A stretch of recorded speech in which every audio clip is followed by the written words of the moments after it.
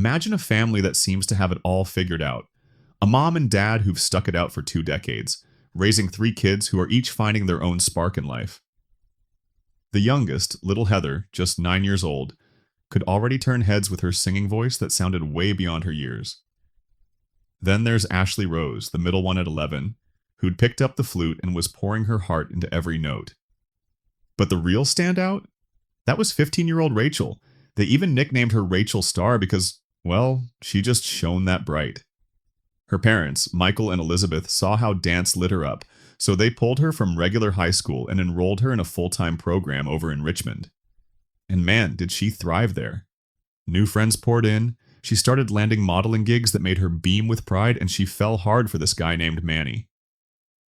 Life was clicking into place, until one tiny choice flipped everything upside down. It started like any other weekday morning.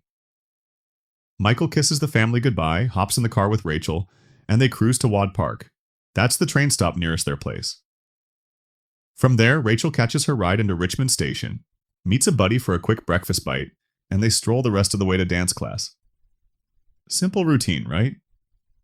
That evening, Michael's back at the lot by 6:15, eyes glued to the platform as the train screeches in. No Rachel. He figures, okay, she probably dawdled with friends and missed it, happens to teens. No cell phones back then, so he can't just ping her. He waits through the next train, and the one after that. Still nothing. Stomach starting to knot, he bolts to his parents' house nearby, grabs their landline, and dials home. Elizabeth picks up, and before he can even breathe, he's asking if Rachel's there, maybe hitched a ride with someone. No, she says, voice already tightening. Haven't heard a peep. That's the gut punch. Both parents feel it instantly. This isn't like her. Michael promises he's racing home, and while Elizabeth paces the kitchen, she starts dialing everyone. Manny first. Manny sounds baffled on the line. Hasn't seen her since that afternoon at the mall near school. They were browsing shoes, and Rachel lit up over this pair of blue ones. Said she'd snag them tomorrow, no question. Elizabeth's mind races. With what cash? Rachel's broke. So she presses, and Manny drops the bomb. Rachel mentioned a secret job, but clammed up on details. Just that it was safe, nothing shady. Elizabeth hangs up, heart hammering, and tears through her phone book.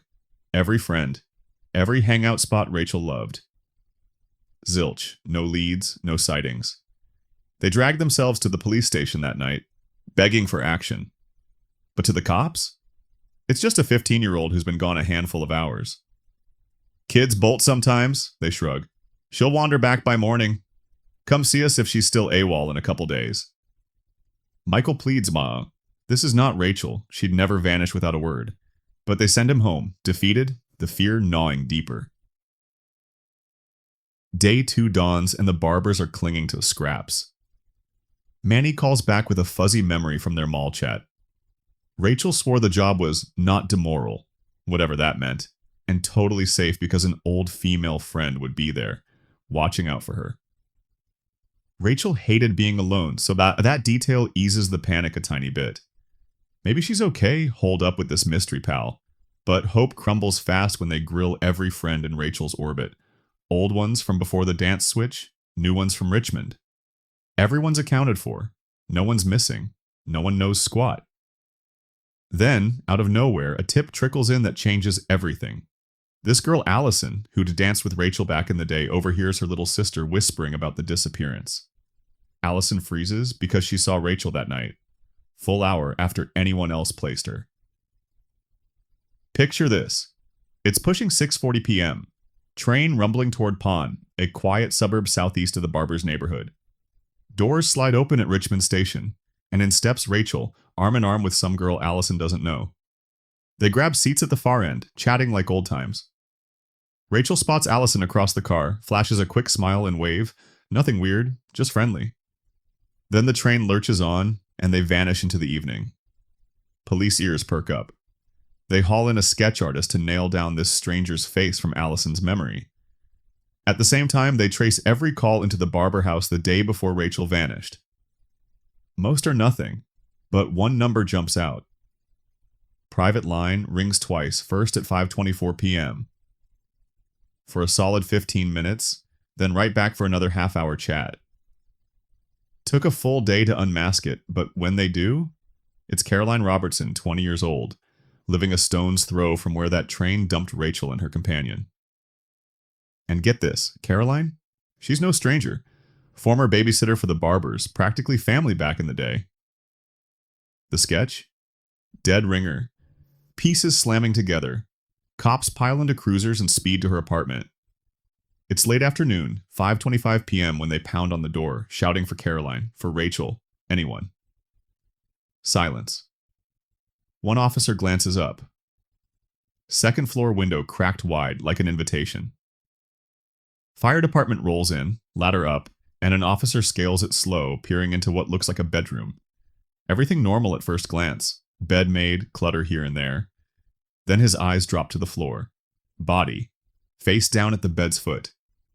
It's Caroline. He bellows for backup and they swarm the place. Caroline's got a pulse. Faint, unconscious. Ambulance screams her to the ER. They tear the apartment apart. No Rachel.